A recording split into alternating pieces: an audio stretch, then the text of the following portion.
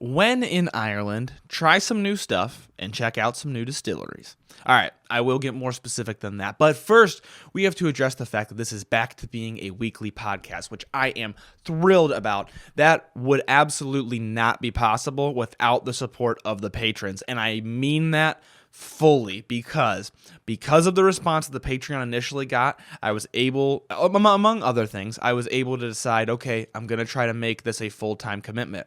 Now I'm doing all of the Whiskey Noobs content full-time. That is possible only because of the patrons, which I can't thank you guys enough. That being said, if you want to support that, if you want to keep this a weekly podcast, please go check out the Patreon. The initial support that we got gave me the confidence. I was like, if we keep this trajectory, we're going to be in good shape. But if we don't keep that trajectory, this won't continue to be possible. Just being completely and totally transparent with you guys. So, I also have other business endeavors, of course, that I'm also working to ramp up. But if you want to support the show, the best way, the absolute best way to support this show is by joining the Patreon page. Please go check it out. We have fully revamped the Patreon page. I'm not going to dive into the details and bore all you guys, but basically we've got barrel picks now. We've got community stuff going on like virtual meetups, in-person meetups if we can swing it, if we can get enough people interested. We've got bonus podcast episodes. If you like the podcast, you're going to get an extra episode every month in certain tiers on the Patreon page. So I cannot thank you guys enough for your support so far. And if you don't want to join a paid tier, if you can't afford it right now, I totally understand.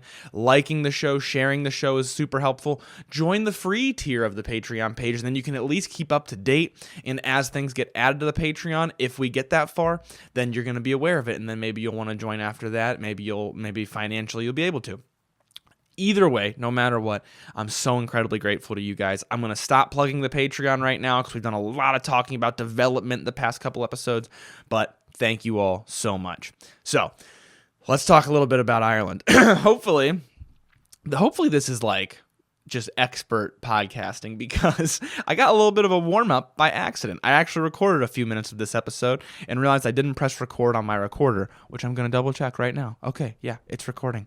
I hadn't pressed record on it. I recorded on the camera, and I record my audio separately, and I splice it together. That way I can clean up the audio a little bit, and I did not realize that I didn't press record. Amateur hour. Okay, let's get into Ireland. So first, I want to kind of set the stage, like why am I talking about Ireland, and also where did I go in Ireland? What can you expect? So, in general, I went to Ireland just on a vacation, just with some family. We went, we checked it out, saw the sights, those sorts of things. And so because I was with other people, I didn't make the trip specifically about whiskey. Like it was more so traveling for pleasure, and then I did some whiskey stuff while I was there. So I want to make that super clear from the beginning because that kind of is going to, like I said, set the stage for all the stuff that I'm going to talk about here. I will in this podcast, of course, I'm going to focus on the whiskey stuff, so you're going to get a lot of info about whiskey. But in general, I was over there just to sightsee and also to see some distilleries, those sorts of things. So let's start with where I went, because that's going to kind of set the stage for like where, the distilleries that I saw, things like that. So we did not go to Northern Ireland at all. If you don't know this, there's Ireland, and then there's Northern Ireland above it. Northern Ireland is part of, I believe it's Great Britain, or maybe it's the UK. That whole thing confuses me. If you've never looked it up, it's super confusing if you're from the United States. I believe it's part of Great Britain. That's Northern Ireland. So we didn't go up there. We went to Ireland, which is below it, which is its own standalone country. And we checked out a bunch of different sites there. We went to Cork, we went to Killarney, we went to Dublin, of course, a couple different cities throughout there. And as we're driving around, and we did drive, by the way, brief aside here. Terrifying. It was so scary. We rented a car. I was the driver of my car. There was a separate car with a separate driver, and it was terrifying. But I did figure it out. And actually, when I got home, I found myself, I turned onto my road that I live on, which has no lines. And I turned and I started on the left side for a second. And then I was like, oh, hey, nope, we're not. We're on the left side of the road anymore. Ireland is one of those countries that drives on the left-hand side of the road. So, super confusing. They also have very narrow roads where you'll literally have to stop and pull off the road at some parts. I know you're not here to learn about that, but just something that I found very interesting. So we're driving around, And I see on the highways, I see as we're driving through these little towns, these signs for different distilleries. And I'm like, this is super cool. I had no idea that Irish distilleries had started popping up as much as they have. So there were a lot of small distilleries as we're driving through, but we only had time for one, so I picked Midleton. I picked that on the recommendation of my wife, who had done some research into the different distilleries. She said, I think Midleton is the one that you're going to want to go to.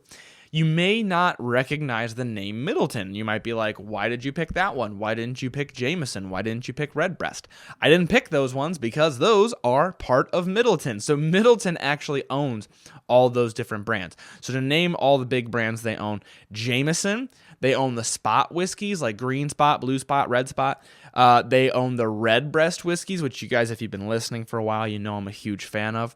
They own the Powers whiskeys, which I also did an episode for that. If I'm not mistaken, we did an episode on Powers John's Lane. Big fan of that. They own Midleton Very Rare, and then they own Method and Madness, which is like a new kind of experimental whiskey that they're doing there. They're doing different experiments with it. And when I say they own those, I actually mean like they're all produced by Midleton. So it's not like they own these small brands. It's more so like Midleton just distills all these brands. Like they are Midleton. Midleton is them. It distills all these different brands of whiskey, which I think is a little confusing, but it's kind of like Buffalo Trace, where they distill Buffalo Trace, they distill Blanton's, they make E.H. Taylor, Weller, all these different brands. It's the same kind of an idea. So Midleton outputs an absurd amount of Irish whiskey.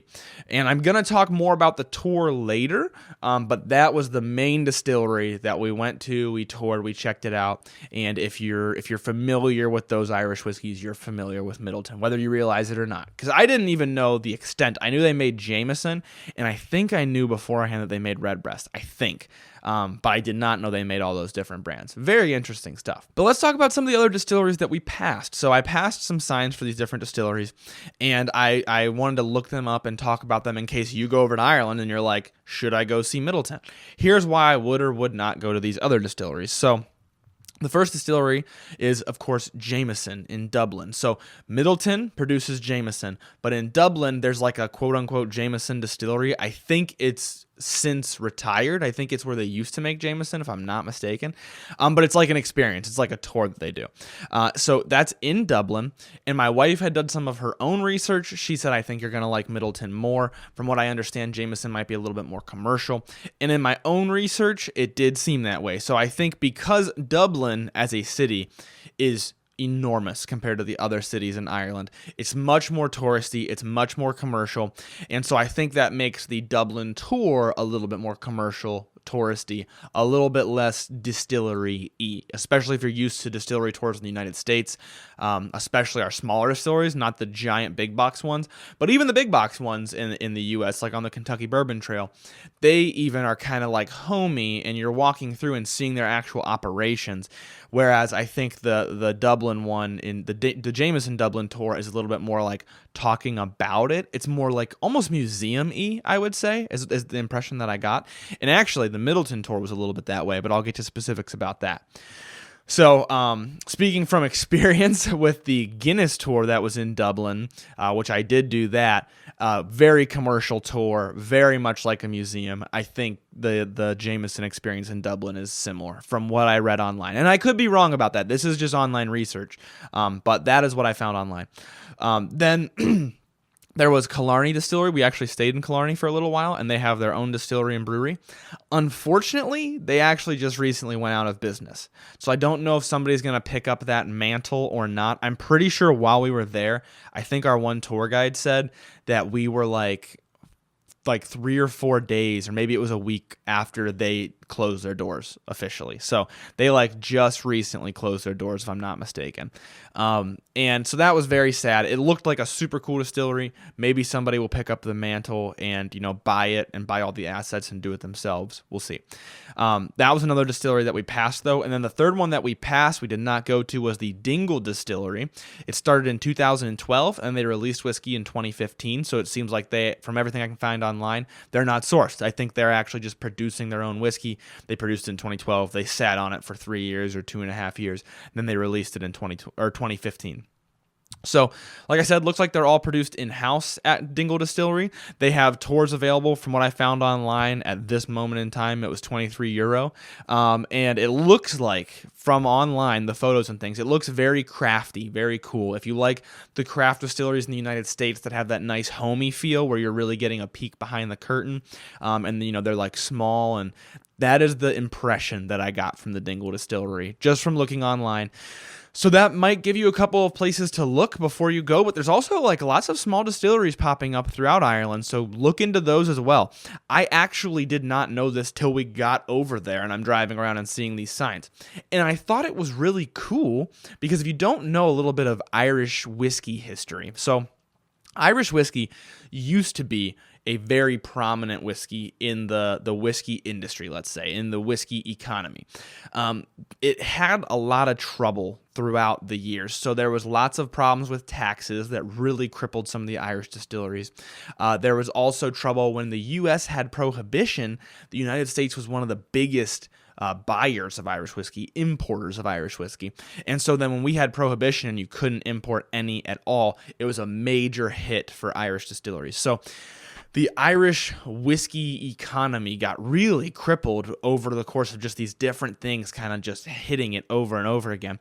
And eventually it almost went out of existence, but a few of the major distilleries came together to form Irish distillers, and them coming together was actually credited with saving Irish whiskey. If I'm not mistaken, Irish Distillers was the only distillery in Ireland for a while. Let me just fact check myself real quick. I wish I had if you watch Joe Rogan, I wish I had a Jamie to be like, Jamie, look that up. So it was formed in 1966 by the merger of the three surviving major distilleries in Ireland: John Jameson and Son, John Power and Son, and Cork Distilleries Company. That is just from a quick Google search. But they all came together, and I think it was the last distillery in Ireland. If it wasn't the last one, it was the last major one. It got down to just a couple of surviving distilleries in Ireland, and it looked very bleak for a while. But because they came together, they were able to kind of weather the storm together, trim the fat from their distilleries, and just kind of pool their resources to stick together. And because of that, Irish whiskey survived. So for me to be over there and to not know how much it was coming back, it was very exciting to see, because it used to be all these distilleries, used to be a major exporter, a major export for Ireland, and a major producer of whiskey, just all of Ireland. Then it kind of dwindled down until these few distilleries were left, and now it seems like it's back. It seems like the sales are going up. If I'm not mistaken, they're really, really going up, and it seems like people have an interest in Irish whiskey again, so now these distilleries are popping up, which I thought was really, really cool, especially with Dingle not being a sourced distillery, but actually making their own. There's nothing wrong with sourcing at all, but I think it's a really cool sign that now you've got these craft distilleries producing their own whiskey. Very exciting stuff. So those are the distilleries that we drove by. There was also some distilleries that I tried while I was over there. So I didn't actually get to go see the distillery, but I tried some of their stuff. One of them was Killarney, which I mentioned went out of business. Hopefully not for long. We'll see. It wasn't really for me. The stuff that I tried was definitely their sourced stuff, because they have sourced stuff and then they have stuff that they make on their own, which hasn't been released yet, if I'm not mistaken. So I got to try the sourced stuff. I wasn't too big of a fan of it. It just tasted like Irish whiskey. Like, if I'm being honest, like it tasted not bad. It just wasn't anything crazy. I didn't try it side by side with anything, but I would compare it to like a Jameson, like a run-of-the-mill Jameson. Worth trying because it's its own thing, but not super impressed. Hopefully, if somebody picks up the mantle and they get into the stuff that they actually made, that would be really interesting. Then I tried Connemara Irish whiskey. This one was weird because, if you don't know this, Scotch whiskey is often peated, not all the time, common misconception, but a peated whiskey has that really distinctly smoky flavor to it. That smoky flavor comes from the fact that when you malt barley, you have to wet it down, you have to let it sprout, and once it sprouts, you have to dry it out. Usually you'll dry it out with something that won't really leave a trace of flavor. In Scotland, very often, they will dry it out with peat. Peat is like a vegetation mixed with a mud that comes from the bogs, and it packs down in. They have all these bogs in Ireland and in Scotland, and it packs down into this like clump, and then they cut it into bricks, and you can burn those bricks almost like charcoal. So when you're malting your barley, you can burn that underneath it in order to dry out the barley, and that will make this really smoky flavor that actually comes through all the way to the whiskey. Even after you ferment it, you distill it, that smokiness stays around. So that's why a lot of Scotch whiskeys are attributed to being smoky. Well, I didn't even know that anybody in Ireland was doing that same thing. Maybe I'm just ignorant to that. But Connemara is a peated Irish whiskey, and I thought it was really good. I was impressed. It wasn't overly peaty. It wasn't like super duper smoky. If you've had like Lefroy, which is a Scotch, it's very, very smoky, very earthy. The Connemara had some smoke to it. I wasn't doing like an in-depth review of it. I was just in a pub listening to music, trying it. But it had some of that to it, but it also had the nice sweetness. It had the nice honey. It had a little bit of, I think, fruitiness. I felt like at the time, I was like, this is almost fruity. Took a couple of mental notes because I was sure I was going to be talking about it later. But I didn't do like an in-depth review. But in general, positive impression of it. If I see it, I might actually buy a bottle of it. I thought it was very unique and interesting. Then there's also 3 more Irish whiskey brands I want to talk about because my tour guide recommended them. We were on this tour, and the guide was a big fan of Irish whiskey, and he said, Jameson, nothing wrong with Jameson. It's made for the global audience, and it does very well. They export Jameson is everywhere, right? Who hasn't heard of Jameson Irish whiskey? He said, but it's not really made for the Irishman. It's not made for an Irish consumer. He said there's a few brands that I recommend that I think are made more for the Irish consumer. That's Powers, Paddy, and Kilbeggan. So Powers we've already talked about. That comes from Midleton. I've had a whole episode on Powers John's Lane, and I'm a big fan of Powers. If you don't know that, if you haven't listened to that episode, I really like the Powers John's Lane that I have. I haven't tried more from them, but I think it's delicious. It's a higher end bottle, and I think they do a great job. Paddy's I have not had, but I did look it up, and it's available in Ohio, at least on OHLQ, so I didn't buy it because I was like, I can get that back home. And it looks like it's a little bit lower shelf, like it's an inexpensive bottle, so I'd like to try it. I don't know if they normally mix it over there or what they do, but I would like to try it. Then you've got Kilbeggan, which is what I've got sitting right here. Kilbeggan, at least according to OHLQ, I could not find back here. I don't know if it's in other states or not, but I couldn't find it on OHLQ. So I was like, well, I got to buy it while I'm in Ireland. Couldn't find it at any liquor stores. I didn't have a lot of time to go to a lot of different liquor stores. But then I got to the duty-free shop in the airport, and they did have it in Ireland, the Dublin airport. So there were a bunch of different labels of it. I bought this one. This is the triple cask. I kind of wish I would have bought the flagship so I could have tried it. I feel kind of stupid for that, but that's all right. I bought the triple cask because, first of all, the bottle was pretty. Second of all, it is finished in 3 different casks that felt to me like something that would be my palate, just based on reading it. So to give you a crash course on this triple cask, it is matured in 3 different types of casks: bourbon cask, Pedro Jimenez sherry cask. So if you've heard of PX sherry, Pedro Jimenez sherry, that's a type of cask. And then American oak casks. So they take those 3 casks, and then I think they age them separately and blend it together, but it might be that they go bourbon, then PX sherry, then out of the bourbon barrel into the PX sherry barrel, out of the PX sherry barrel into the American oak. It might be that, or it might be that they blend those 3 together. My assumption is the latter, but maybe they actually do it consecutively like that. So this is the bottle that I snagged. Here's what I'm going to say about it. I'm going to actually do a quick tasting of it, like a mini review for you guys, and then we're going to talk specifically about the tour of Midleton. But here's what I'll say about it so far. How do I put this? I think it's good. I think it's very unique, which I give it bonus points for.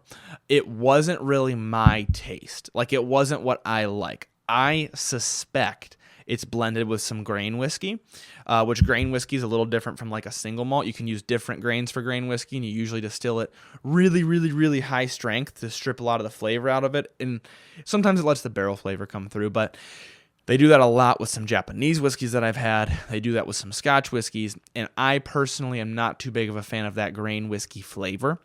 I know some people are. There's some very expensive Japanese grain whiskeys out there. So Some people are. Me personally, not too huge of a fan. But I think the casks added back enough flavor where I was still impressed by this. I was like, this is really good.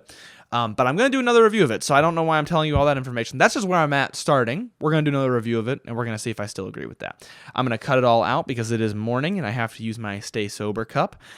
So I'll cut all that drinking and spitting it out. I'll cut that all out for you. Cheers.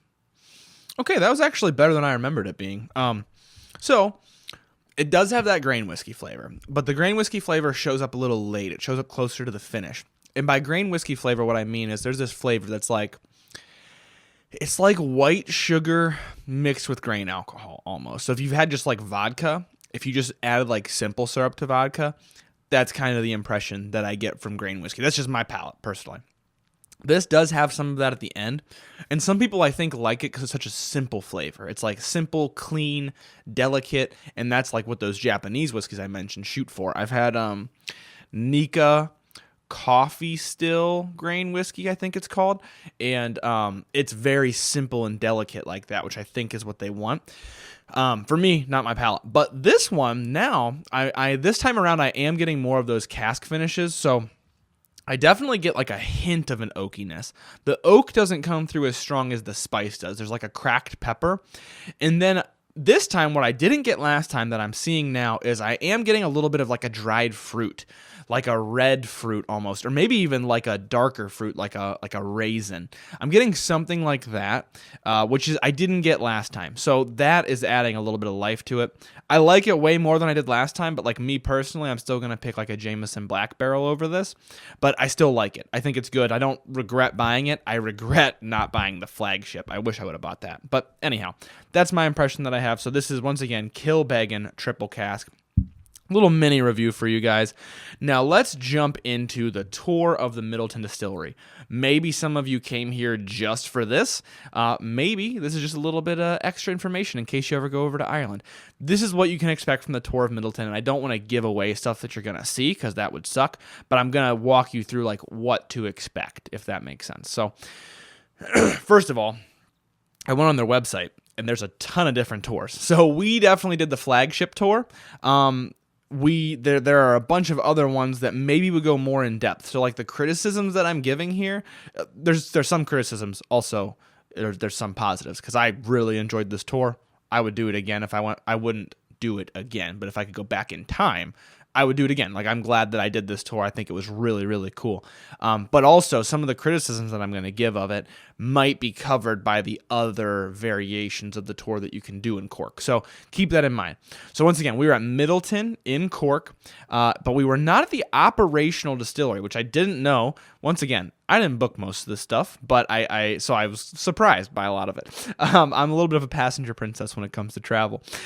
So I didn't realize this, but it was not at the operational Midleton distillery. It was at the old Midleton distillery, which closed in 1975. So the problem with that is you're not getting to see an operational distillery. That's a downside. You get those on a lot of the Kentucky bourbon trails. You get the actual operational distillery. The plus side was it was very historical and very cool, which you obviously don't get as much of on the bourbon trail because we're not as old as Ireland. We haven't been producing whiskey for as long as Ireland has.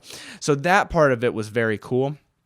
So it's very historical, very museum type feel, but also while it feels like a museum, you are walking through a distillery that was once operational. So you're still getting to see the mash tuns, the stills, which were super cool, but it's not operational. So it starts with a video. The video was cool. It was a little bit commercialized of a video. That's all I'm going to say about it. I don't want to give any more away. And then you walk through the process that you would follow if it was an operational distillery.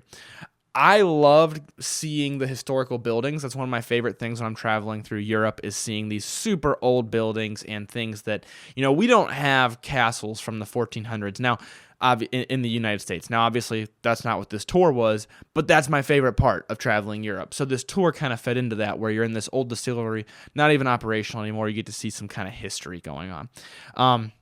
You got to see the malting floors. So remember when I mentioned that peated whiskey, they dry out the malt by burning peat underneath it? The malting floor is where they do that malting process. So you get your barley a little bit wet and damp so it wants to sprout.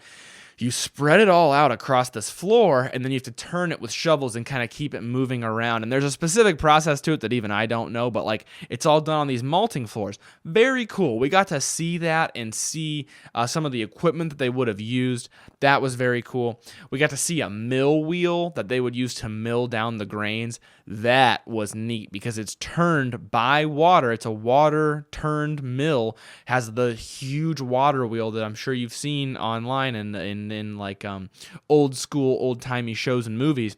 That was really cool. And the mill wheel was extremely old. Then you get to see where they distill everything. There's a enormous pot still, which at the time was the largest pot still in the world. That was very cool. There were some little kind of, not cameo, what's the word I'm looking for? Easter eggs, like just little like neat things going on. So one of them is like, you got to see this bell where they would ring the bell if they needed more charcoal to keep the still hot. So you got to actually ring the bell if you wanted to. And then you could see from where we were, you could see the new distillery, which is enormous. This is the operational distillery. You could see it off in the distance. Enormous distillery. And then we also got to see the Method and Madness distillery. So that is at least active. They weren't active while we were there because we were there on a weekend. But it is like a little experimental distillery that they have where they try out different things with like a smaller still, triple distilled, I believe. Yeah, because that's like the Irish whiskey thing, and I believe they're still doing that at Method and Madness. So still triple distilled. Very cool. Very cool to walk through that. That was more of like the craft feel, you know. So the tour overall, I kind of breezed through the things that you saw, but it was very high level.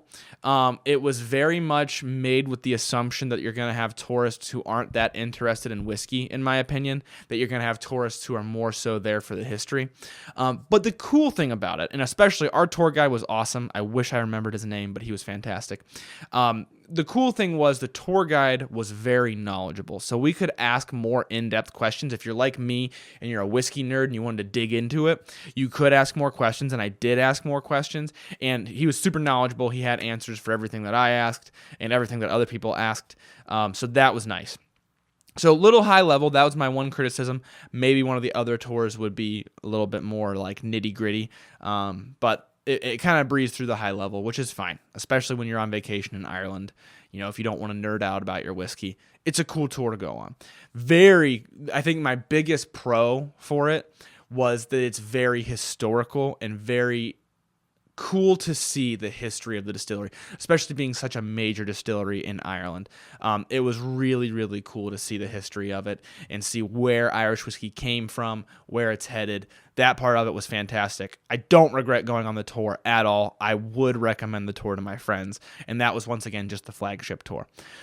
So, jumping back out from the overall tour review for a second and into some more stuff that you do while you're at the distillery. This was actually still part of the tour, is you get a tasting of Jameson versus Green Spot versus Redbreast.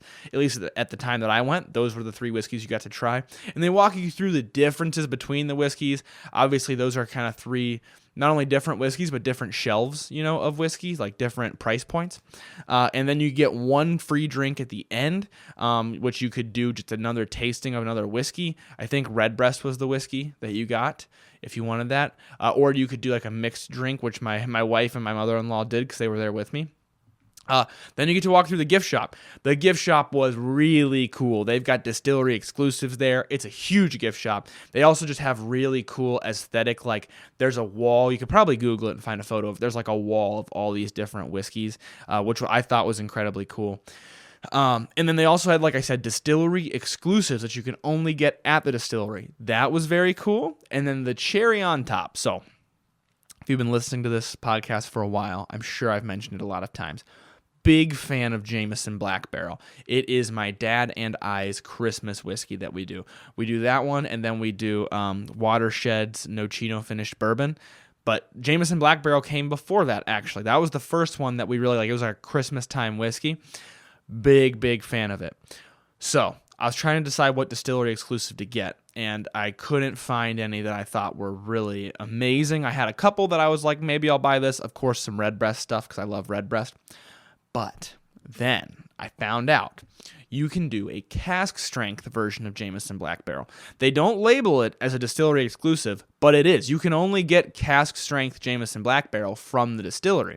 Better yet, you bottle it yourself, which makes it even cooler in my opinion. So I was like, yeah, I'm going to do that. So I did the bottle your own experience. I probably overpaid for it, but it was super cool. I mean, I can't say I overpaid for that experience because it's the only place you can get that experience. It was expensive. I think it was like 120 or 125 euro. But then you get a bottle of cask strength Jameson Black Barrel. You get this whole experience where you get to walk through it. It was really cool, and I was glad that I did it. So that was awesome. So I thought that was very cool that you can do a bottle your own. And yeah, so like I said, so just a couple of cliff notes about it. It was a cool experience overall. It was not quite as homey as Kentucky Distilleries. You know, Kentucky Distilleries, you feel like you're like a part of it. Like they kind of make you feel more like you're at home. Maybe that's just me being an American in a different country, but it did feel more homey at the Kentucky Distilleries, whereas here it felt a little bit more like a museum, a little bit more commercial. Also, another downside is that since it's not operational, you don't get to see like the mash tuns fermenting. And like at bourbon distilleries, it's very common. You get to taste the mash. You dip your finger in and taste it. You also don't get to see the new make coming off of the still. You don't get to thieve anything out of any barrels. Maybe one of the different experiences, maybe you'd get to do some of that stuff, to be clear, especially with the Method and Madness micro distillery going on right there. Maybe you get to do that. But at least the flagship you did not get to. However, when in Ireland, it was still worth seeing. I loved it. I loved how historical it was. I loved it as an experience. I think if you're looking to nerd out into distillery stuff, it's not as immersive as a Kentucky distillery is. But as an experience, it was fantastic. I would absolutely recommend it, like I said. And like I said, maybe some of those there's like some master distiller tours where you get to like do more interactive stuff. So maybe those would be better. And look into those if you're a whiskey nerd like myself and you want a little bit more immersive of an experience. I'd recommend checking those out as well. But if you're just breezing through like we were, we didn't have a lot of time. We just wanted to get the full experience. We just wanted to see the whole distillery. That's what we did. So that is it for the distillery tour portion of this episode. I'm going to round it out. I do have one Q&A from a patron. So if you join the Patreon page, final plug for the Patreon, you get to submit questions that I will answer on the podcast at the end of the episode. You also get to make sure that Whiskey Noobs as a whole doesn't go out of business. So quick plug for the Patreon page there. So this question was, have you had a store pick that didn't live up to the hype and the shelfer actually did better? I'm going to think about that as I drink this glass of Kilbeggan. Wow, that Kilbeggan really is fruitier than I remember. So definitely, I wish I hadn't knocked it before I tried it again. But the first impression, it definitely got the grain whiskey to it. Anyhow, I digress. Have I had a store pick that didn't live up to the hype and the shelfer actually did better? I personally have not. I also haven't had a lot of store picks. The closest I've gotten, I think... Oh! I totally forgot about this one. Actually, I think I have. On OHLQ's Single Barrel Saturday, I bought one. I think it was Wilderness Trail. And I want to be clear, I don't want to diss Wilderness Trail at all because I've heard that their barrel picks are phenomenal. I've heard they have great stuff. However, I bought this on OHLQ. That's Ohio Liquor, OHLQ. It was their Single Barrel Saturday that they put on. And I personally feel as though Ohio's single barrels are getting a little diluted. I think they're throwing a bunch out there and they're going more for quantity over quality. And that is a critique of Ohio Liquor. That is not a critique of Wilderness Trail. I want to be so clear about that because it's the only bottle that I've had from them. I cannot judge them based on one barrel pick. It was good. It tasted good. It tasted like bourbon. It tasted great. But, excuse me, it wasn't anything special, which is what I want from a barrel pick. I want something special. Aside from that, I don't own lots of barrel picks, so I haven't really been super disappointed by any of them. But I do want to say, in general, a note on barrel picks is that I feel like they're getting diluted. I feel like a lot of people are coming out with quantity over quality. And that worries me because I think barrel picks are so phenomenal and cool. I love the idea of it. In my opinion, the way a barrel pick should operate is that it should be so interesting, unique, and tasty that it feels like you're getting an allocated whiskey. And maybe it's not allocated. Maybe it's not from any special brand. But the barrel pick, I feel like you should do such a good job that it feels allocated. It tastes like it's something that if this was a brand of whiskey, if this was something you could just go buy at the store, it would be allocated because it'd be so good. I feel that barrel picks should be that way. And I think as a creator who's going to start doing barrel picks again, and other creators, and then OHLQ as well, and organizations, I think all of us, we have a responsibility to not dilute the market with too many barrel picks that aren't actually unique or good. So all that being said, this is sort of my manifesto for barrel picking because I am just now getting back into barrel picking. I'm doing it for the patrons. The patrons are helping control where it comes from, what distillery, all those sorts of things. And even some of my patrons are going to get to join me on barrel picks.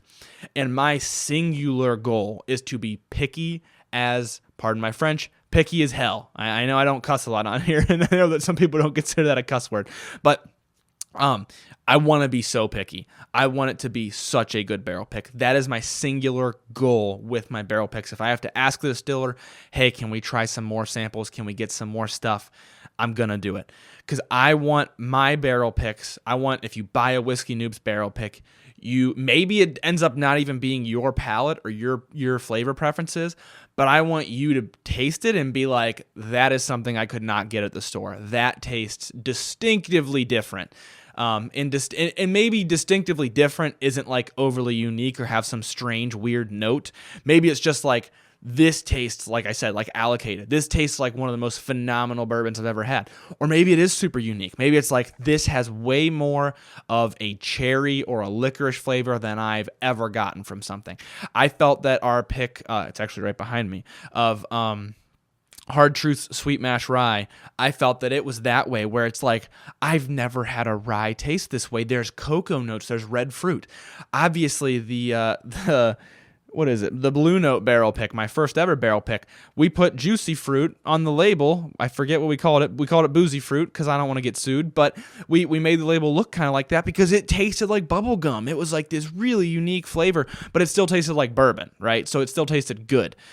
My inspiration while I'm doing all these barrel picks is really Maker's Mark and their stave finishes, how they come up with these unique names like maple pecan, waffles, s'mores. They come up with these unique names because it tastes like bourbon. It tastes like a really good version of Maker's Mark, but it also has this character to it that is unique and tasty, and that's what I'm going for with my barrel picks. So I didn't mean for that to become a manifesto about it, but it's really important because store picks are becoming so diluted. Ohio Liquors picks, I think, are starting to become diluted, and I hope they steer that ship a little bit. And I know that there's some creators who are just cranking out barrel picks, and I don't think that they're actually that unique. I think they're getting a little bit jaded in just like, this tastes like, I'm just going to pick on Old Forester because it's the first one that came to mind. This tastes like Old Forester. It tastes like pretty good Old Forester. Here you go. It's a barrel pick. I want it to taste like the best Old Forester you've ever had. I'm just picking Old Forester as an example. So all that said, my first barrel pick is going to be Green River. It's probably not out yet by the time this comes out, but if you join the Patreon, you're going to have the first dibs on it. And more barrel picks to come. But I'm going to keep the pace relatively slow because I want to be so picky about it. I want to be picky about which distillers I go with, and I want to be picky about which barrels I pick from those distillers. So probably gonna move relatively slow with those barrel picks in order to make sure they're really, really freaking good. That's the goal. Okay, that's it for my manifesto, and that's it for this episode. Hopefully you guys learned something, especially if you're interested in going to Ireland or Irish whiskey. And I really appreciate the questions from the patrons because I get to actually answer something that I know you guys are wondering out there. So even if you join the lowest tier of the Patreon, the least expensive tier, you get to submit your Q&As as well for the podcast. So thank you guys all for listening. I'm going to round this out, as always, as I always do, with learn to drink, drink to learn. Hi there. If you're still listening to this, then I'm going to assume that you enjoyed the show. So please consider taking a moment to leave a 5-star rating or review and subscribe on whatever platform it is that you're watching / listening to this on. And as always, please, please, please drink responsibly. Cheers.